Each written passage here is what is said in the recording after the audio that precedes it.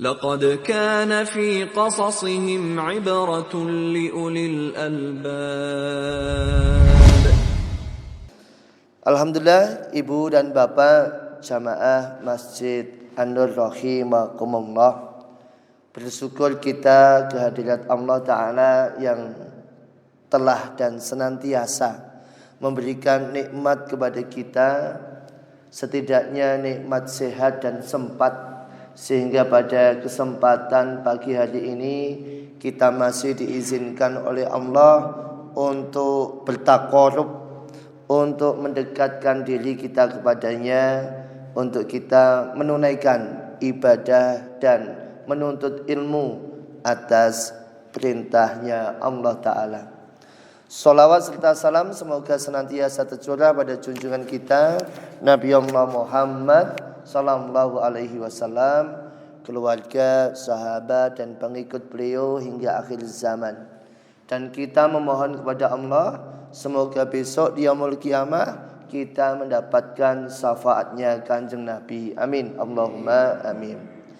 Ibu dan Bapak jamaah rahimakumullah, alhamdulillah sebuah kehormatan kami bisa kembali berkunjung di sini. Ini ketiga kalinya Pak kami di sini. Dulu pernah ngisi khotbah, dulu ngisi kajian remaja. Ini kebetulan dikasih kesempatan sama Pak Trisno untuk ngisi kajian subuh, menggantikan Ustadz Afif yang berhalangan. Ibu dan Bapak jamaah rahimakumullah, pada kesempatan kali ini sebagaimana yang kita tahu bahwa kita ada di penghujung tahun 1444 Hijriah. Kurang lebih 2 pekan lagi kita akan ganti tahun ke tahun 1445 Hijriah. Maka sudah selayaknya ketika kita ini di ujung tahun, selayaknya perusahaan biasanya ada laporan akhir tahun, ada audit akhir tahun. Maka bagi kita nih hamba Allah, seorang muslim, orang yang beriman, pantas pula kalau kita kemudian muhasabah, kita mengaudit diri kita sendiri, kita mengevaluasi dengan apa yang telah kita lakukan selama ini. Jika kita selama ini berasumsi misalnya kita ini sudah mulai banyak kebaikannya daripada keburukannya, maka alhamdulillah barakallah.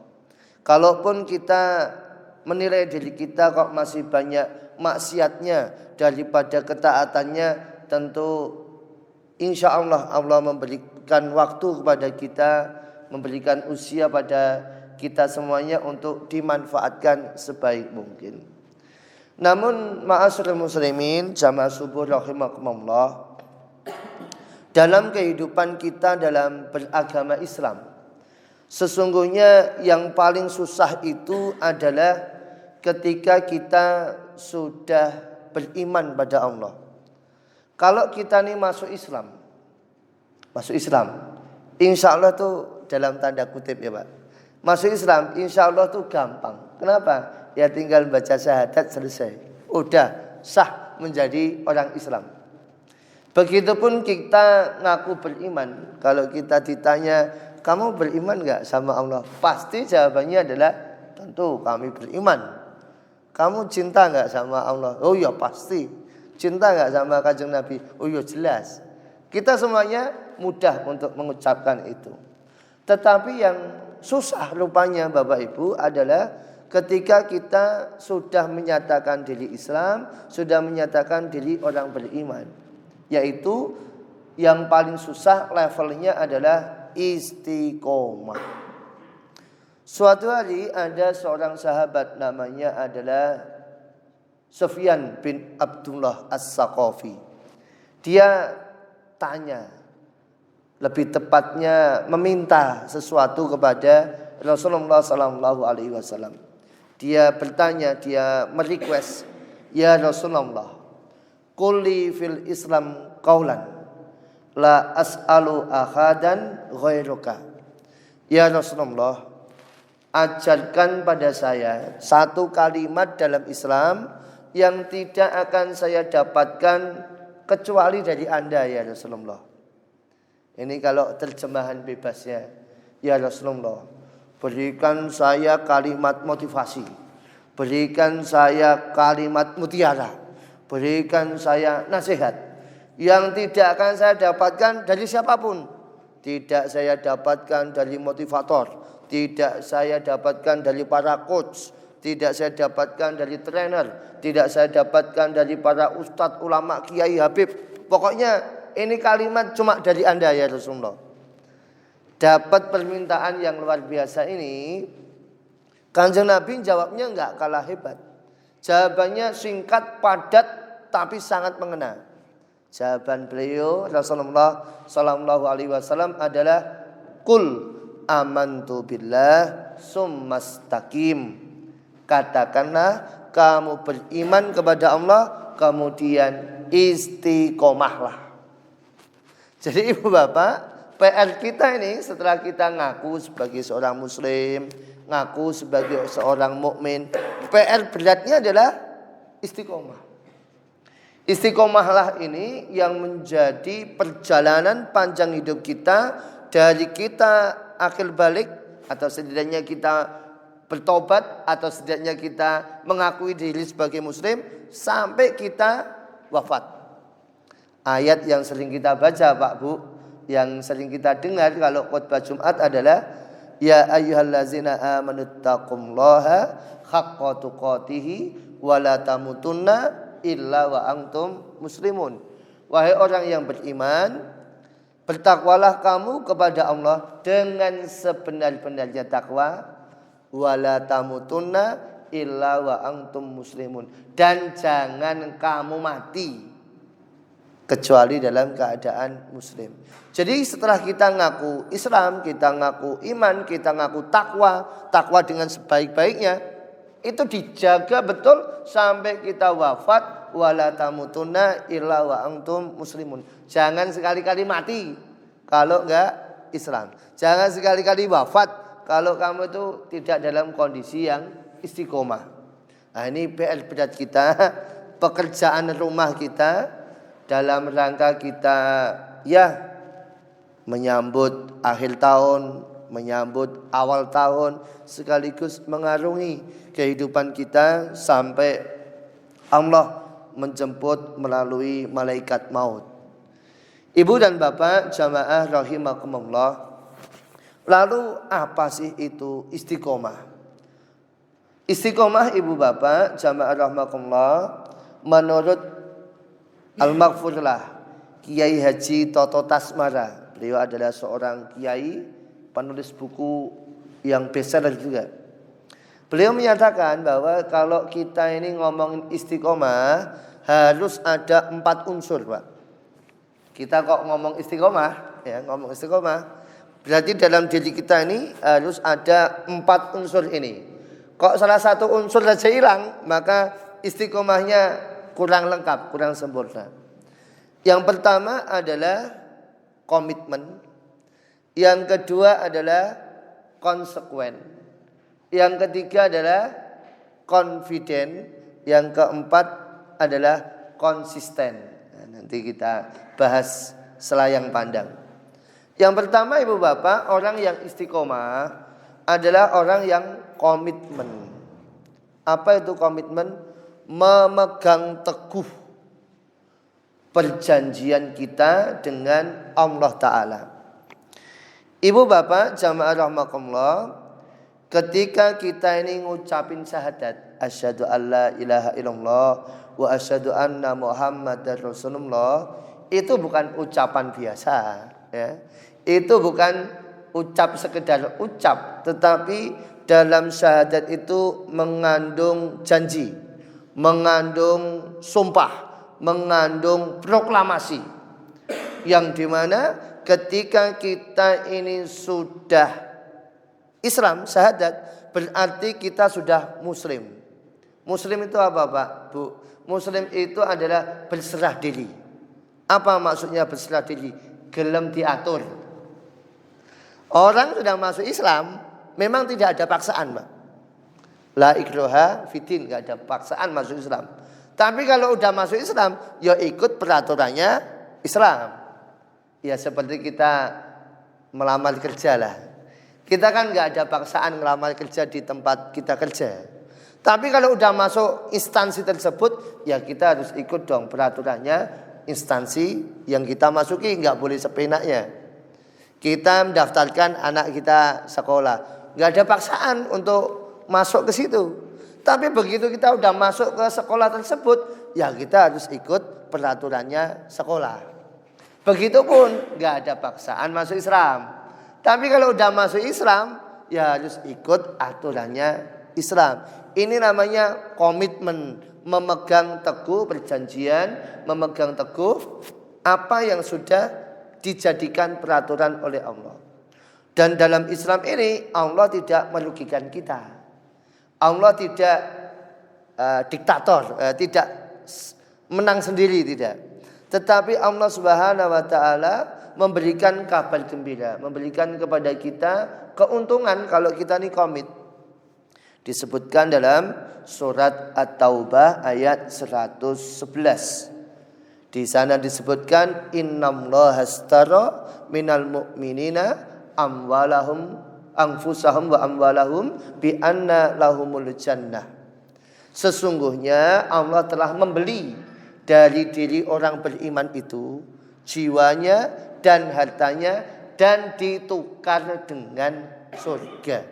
Ditukar dengan jannah.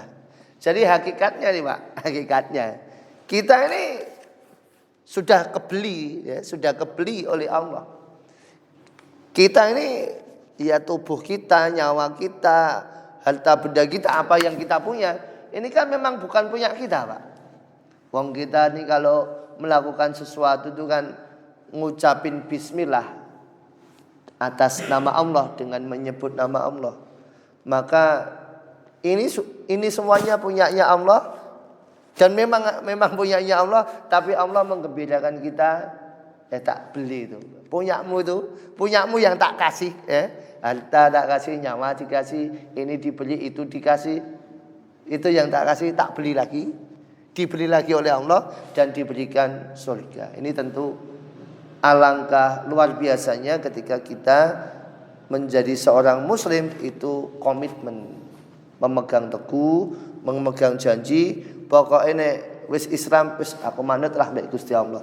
Meh dikabak-kabake saya ikutlah aturannya Allah taala. Mau di apa-apain saya ikutlah syariatnya Kanjeng Nabi. Pokoknya apa? Manut. Itu namanya komitmen sesuai dengan perjanjian. Yang kedua Ibu Bapak, orang yang istiqomah itu harus memiliki kriteria karakter yang namanya adalah konsekuen. Konsekuen itu apa? Siap menanggung resiko. Siap menanggung resiko. Kita nih Pak dalam ibadah. Ini kan ada resikonya. Kita kumpul-kumpul di sini, majelis-majelis di sini, setidaknya apa resikonya? Resiko ngelawan ngantuk. Ya. Biasanya bar subuhan iso turu meneh ya. Nah, kita majelis di sini untuk ibadah dan tholabul ilmi. Kita meluangkan waktu yang biasanya santai-santai, yang biasanya habis subuh kita tidur, iso dolanan HP, bisa nonton TV atau lagi to ngopi dhisik. Ini adalah sedikit pengorbanan, sedikit konsekuensi yang harus kita terima. Belum kalau kita ngomongin konsekuensi dalam dakwah misalnya. Disebutkan Mbak Bu, suatu hari sahabat Khabbab Ibnul Arad ini minta sama Kanjeng Nabi karena sahabat-sahabat itu disiksa sama kafir Quraisy. Tahu sendiri kan Pak, Bilal disiksa, Utsman bin Affan disiksa, Sumayyah ya, sama suaminya disiksa. Sahabat-sahabat utama disiksa semua.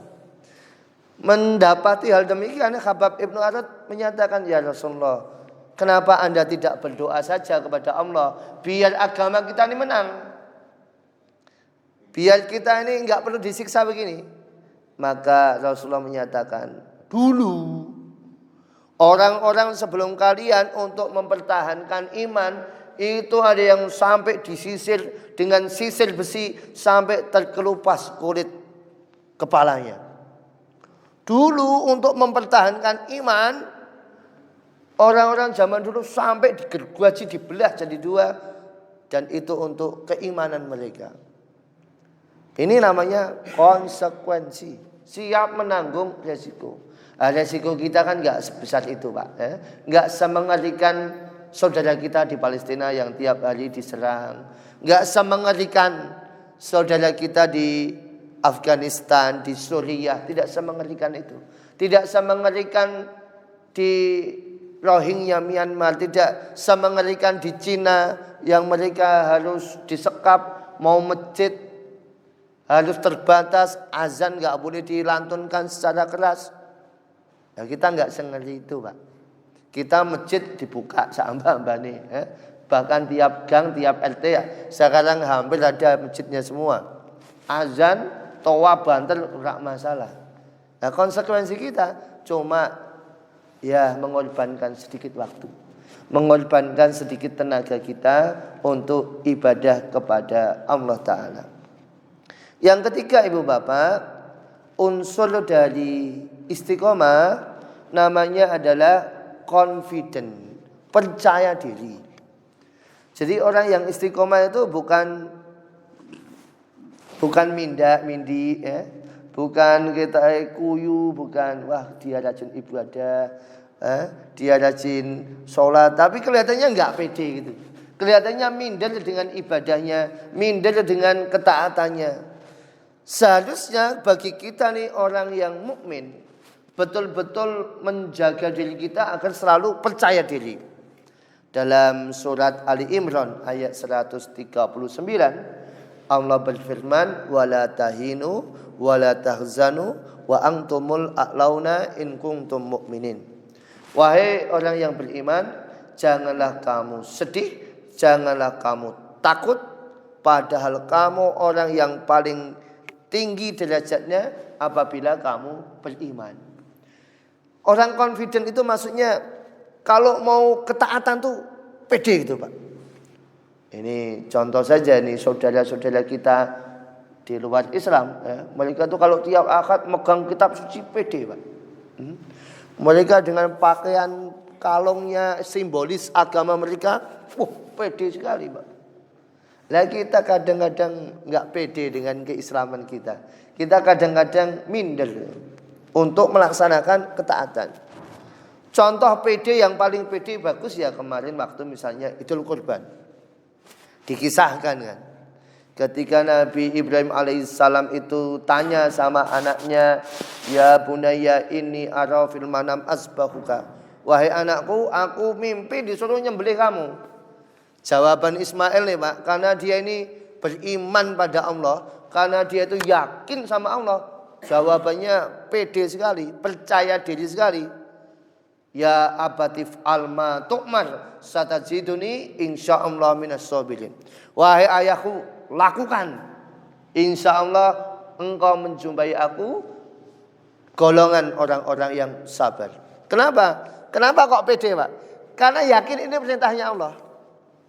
Karena yakin ini adalah keputusannya Allah, ketetapannya Allah. Kalau Allah yang sudah menetapkan, pasti Allah tidak akan merugikan. Persis sama ibunya Ismail. Ketika Ismail bayi sama ibu Hajar, ditinggal sama Nabi Ibrahim, ditanya, ya Ibrahim, apakah Allah yang memerintahkan ini? Ya Allah yang memerintahkan aku meninggalkan kamu di padang tandus lembah Mekah. Maka Ibu Hajar menyatakan, kalau begitu Allah tidak akan menyia-nyiakan kami. Jadi bagi kita nih orang yang sudah ibadah, kita harus yakin, Pak, bahwa nih sholat kita nih kebaikan untuk kita. Bahwa kita melangkah ke masjid, wah ini adalah amal utama saya. Kita nih berbuat kebaikan, taat kepada Allah, taat pada Rasul. Ini kita harus pede. Kenapa? Pasti akan berbuah kebaikan untuk kita. Berbuah pahala besar untuk kita. Berbuah surga untuk kita. Jadi dilakoni dengan penuh percaya diri, dengan penuh keyakinan. Ya. Nggak usah kita itu punya ketakutan, kekhawatiran, waduh gimana ya saya tuh udah sholat kok rezeki seret. Kita sing liya rak sholat kok malah rezekine oke. Iki aku wis sholat, arisane rak tembus-tembus. Kayak sing rak sholat malah arisane entuk terus jalan sehat wis tak wacake asmaul husna ra entuk dompres. Lah kayak malah pelaku gentes teko langsung entuk hadiah. Lah itu kita enggak usah mikir begitu. Ya. Kenapa? Karena semuanya sudah ditetapkan oleh Allah dan pasti apa yang kita lakukan Allah tidak akan merugikan kita. Faman ya'mal misqala dzarratin khairan yarah. Apa sekecil apapun kebaikan yang kita lakukan pasti Allah akan membalas meskipun itu seberat biji zarah. Yang keempat, Ibu Bapak jamaah rahimakumullah, syarat istiqomah adalah konsisten. Konsisten ini kalau bahasa kita ajek. Ajek itu terus menerus. Rasulullah sallallahu alaihi wasallam memberikan kabar untuk kita bahwa amal yang bagus itu adalah yang ajek. Innamal a'malu ahabba ilallah audamuha wa in qala. Amal yang paling dicintai oleh Allah adalah amal yang terus menerus meskipun sedikit. Jadi kita ini Pak Bu bisa dikatakan istiqomah adalah kalau kita ini bisa konsisten, terus menerus, continue, kesinambungan dalam amal kita meskipun sedikit. Lebih baik nih Pak Bu, kita ini sholat witir 1 rakaat, tapi tiap hari. Ini nanti malam 1 rakaat, besok 1 rakaat, tapi terus menerus. Daripada itu lebih bagus daripada sholat witir 13 rakaat tapi setahun pisan. Kenapa? Yang penting adalah audamuha. Lebih baik Pak Bu, kita ini membaca Al-Quran 1 hari 1 halaman, 1 hari 1 lembar atau 1 ain, tapi terus menerus. Daripada ki mumpung lego sekali langsung tak khotam ki. Tapi 3 tahun pisan ini padha wae, Pak. Lebih baik terus menerusnya, ya.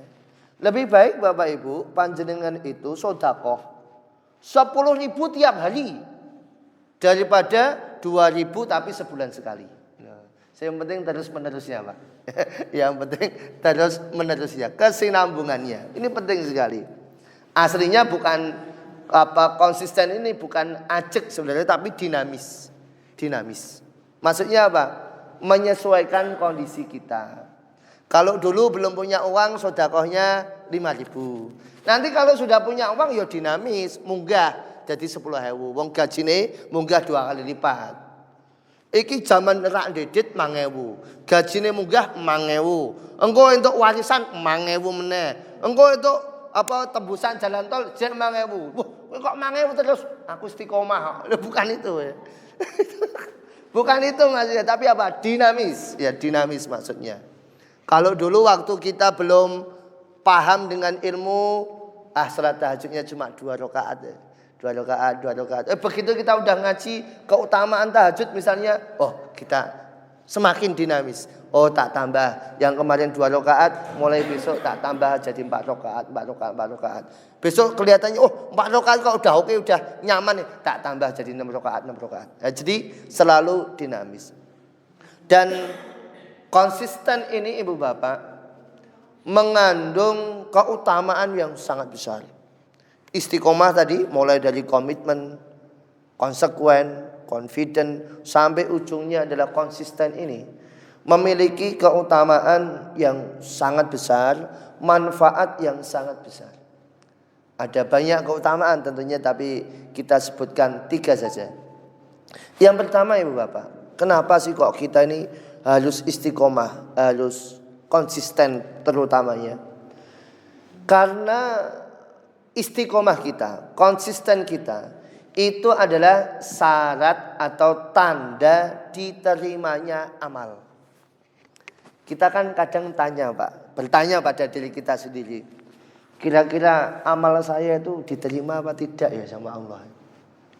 Kita kemarin sudah Ramadan, Pak. Ramadan kita sudah tarawih, witir, tahajud, tadarus, tilawah, takjil. Wah, pokoknya semua macam ibadah udah kita lakukan di bulan suci Ramadan. Pertanyaannya, amal kita keterima enggak ya? Amal kita ditompo, diterima oleh Allah apa tidak ya? Maka ketika kita bertanya demikian, sesungguhnya jawabannya ada pada diri kita sendiri. Kenapa? Karena ulama memberikan rumus bahwa dirumuskan min sawabil hasanatil hasanatu ba'daha. Di antara balasan kebaikan adalah kebaikan selanjutnya. Jadi tanda diterimanya amal adalah ada kebaikan setelah kebaikan. Kemarin sudah tahajud, maka dilanjutkan tahajudnya. Ini tahajud kebaikan, dilanjutkan kebaikannya.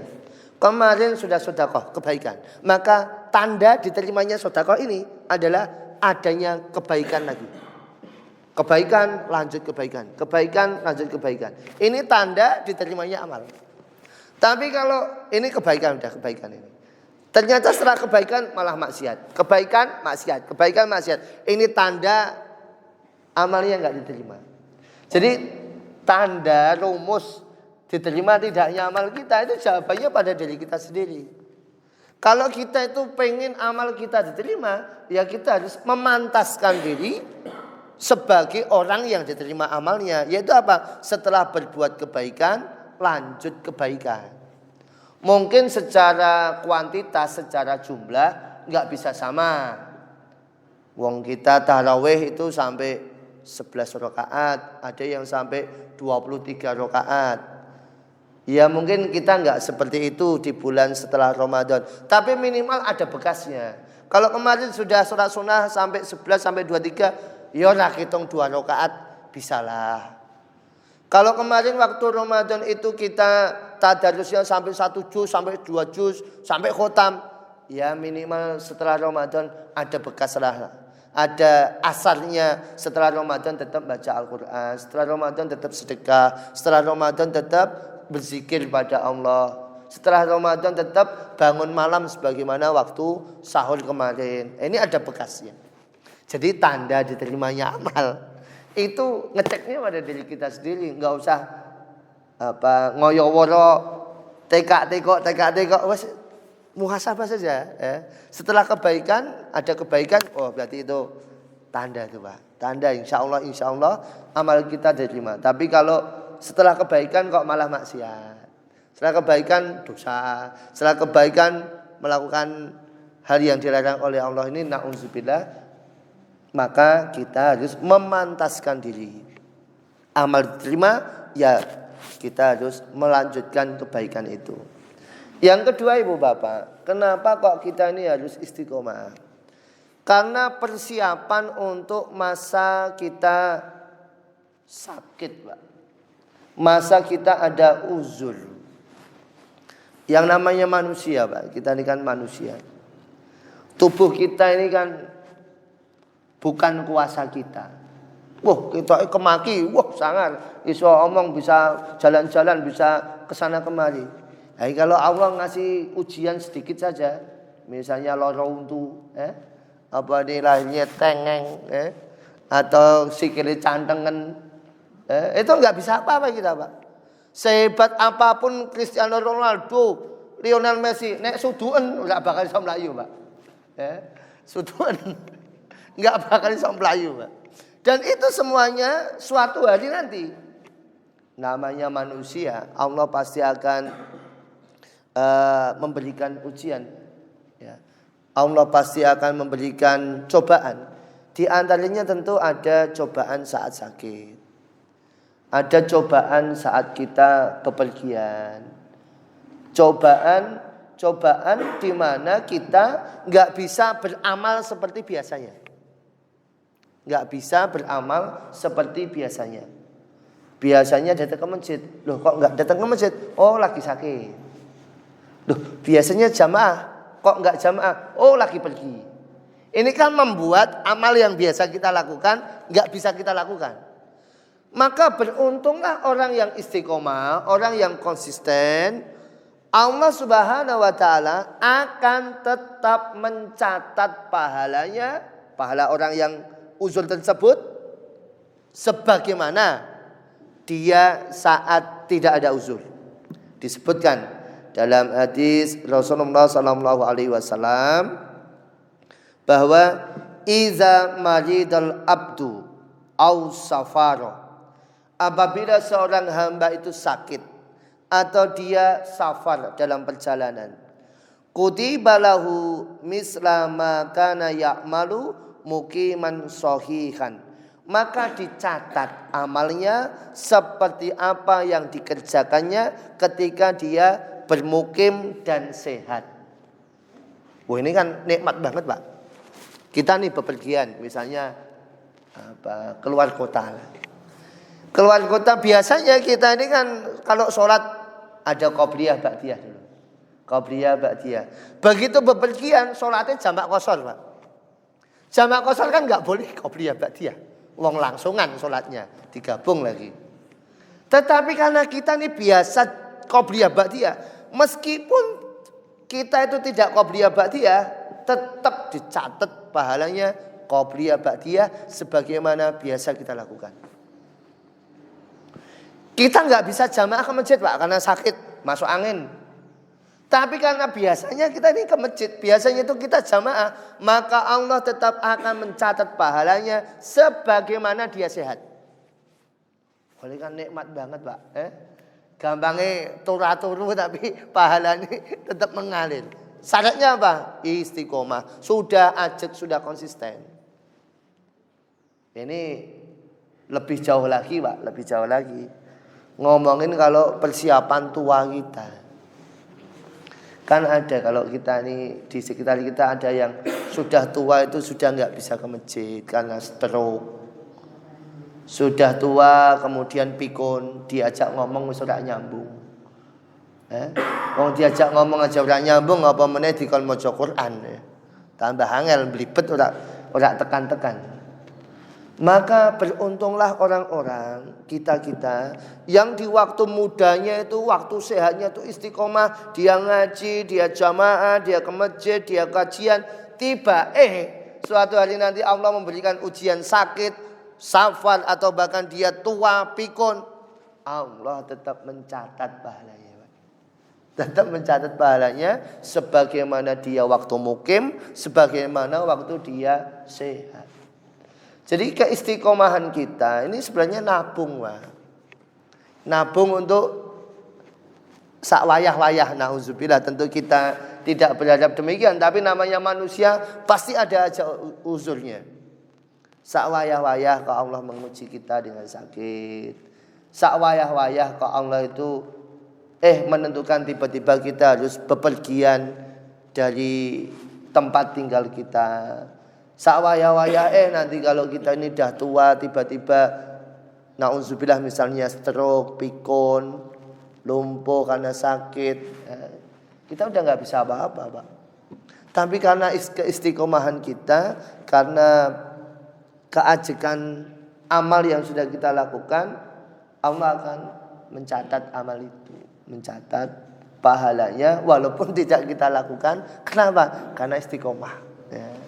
Jadi ini adalah kenikmatan yang luar biasa dari Allah Ta'ala. Orang yang menjaga amalnya, konsisten, ajak, istiqomah. Wah, itu nikmat sekali, Pak. Nikmat sekali ya. Dia kelihatannya orang jamaah tapi untuk pahala jamaah. Dia enggak qobliyah ba'diyah tapi pahalanya tetap qobliyah ba'diyah, tetap ditulis. Masya Allah. Yang ketiga, Ibu Bapak, kenapa kok kita ini harus istiqomah? Setelah tadi tanda diterimanya amal, persiapan kita ada uzur. Yang ketiga, ini yang paling utama nih, Pak. Yaitu apa? Persiapan saat kita wafat.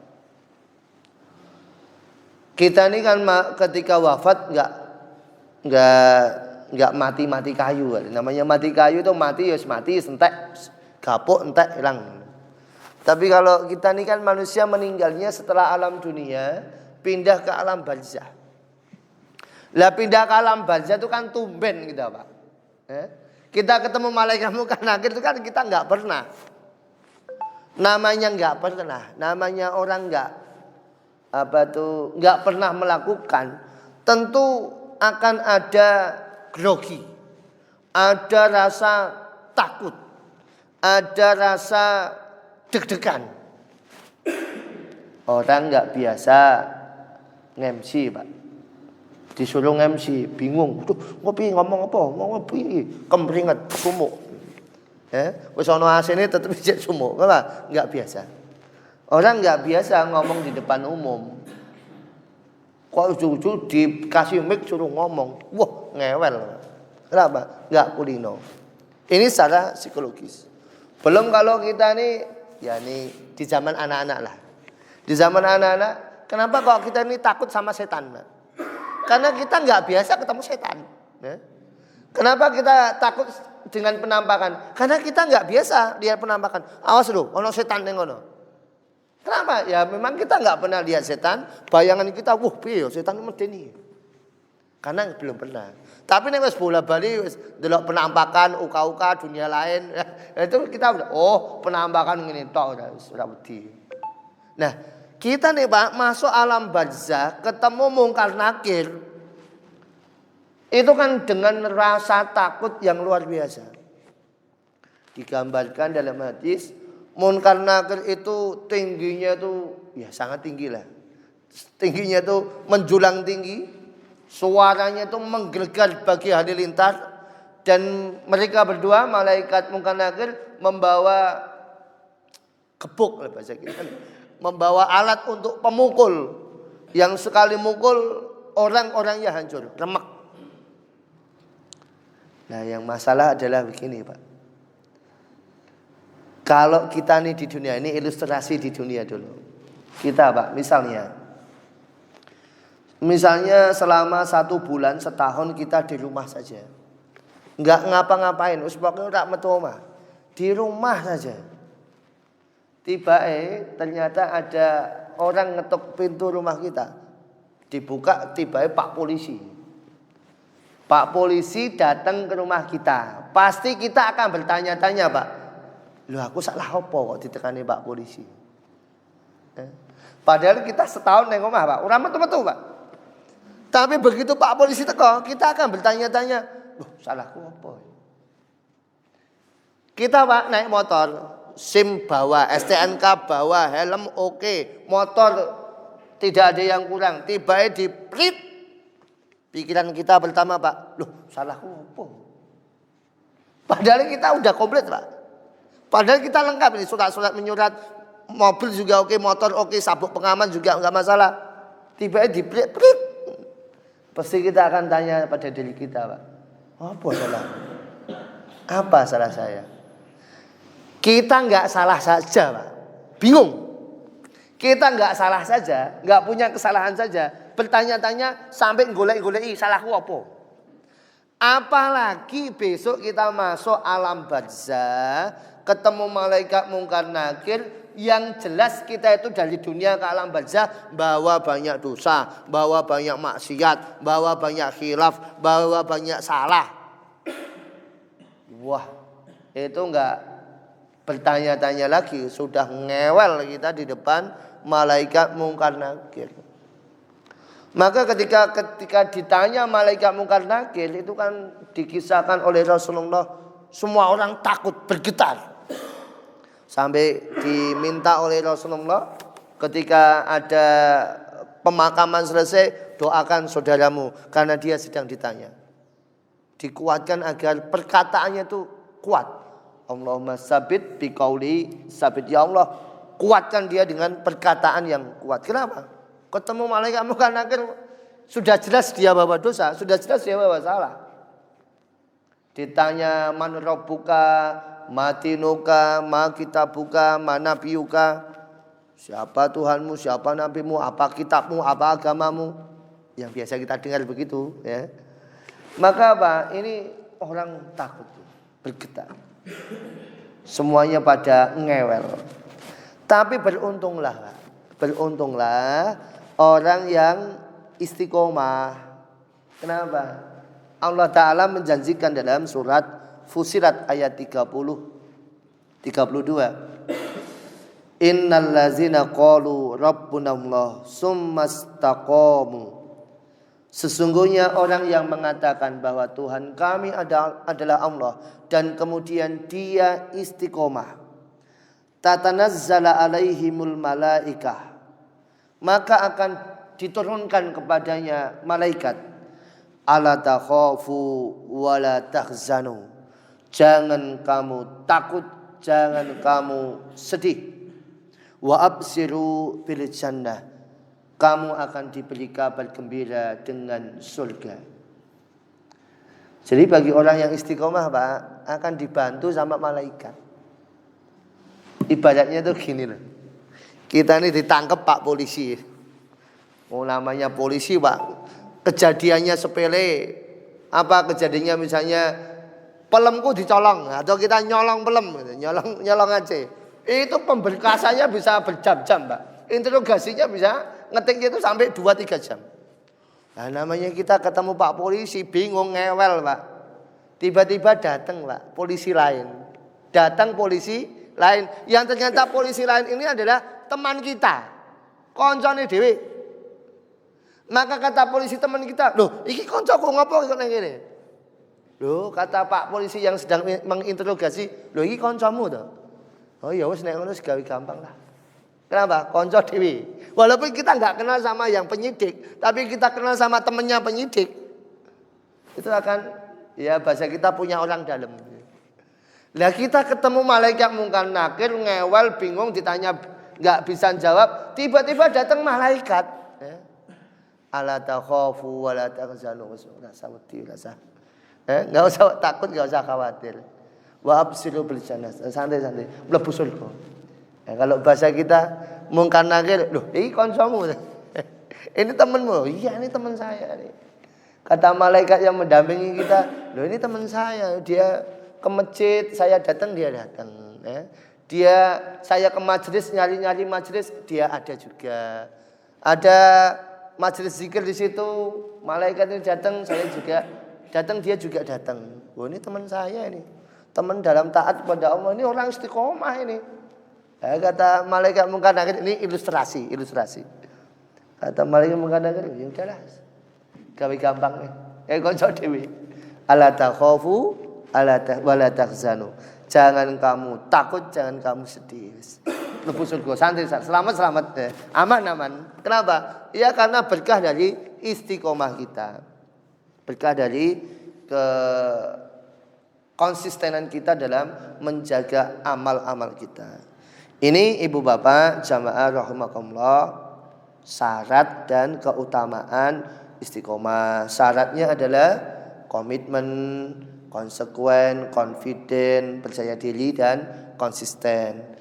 Kemudian apa? Kenapa kok kita ini harus istiqomah? Karena satu itu adalah tanda diterimanya amal oleh Allah.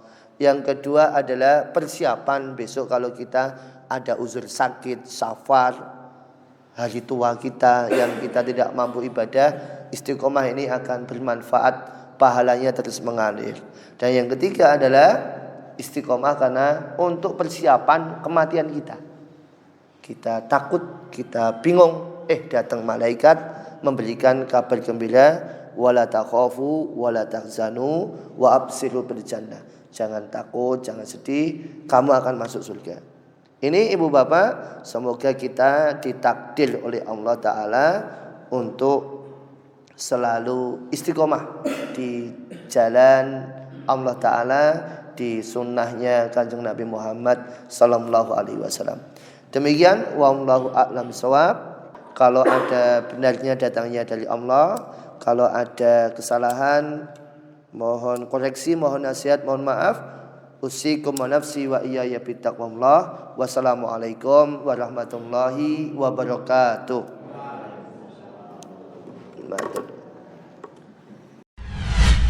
لقد كان في قصصهم عبرة لأولي الألباب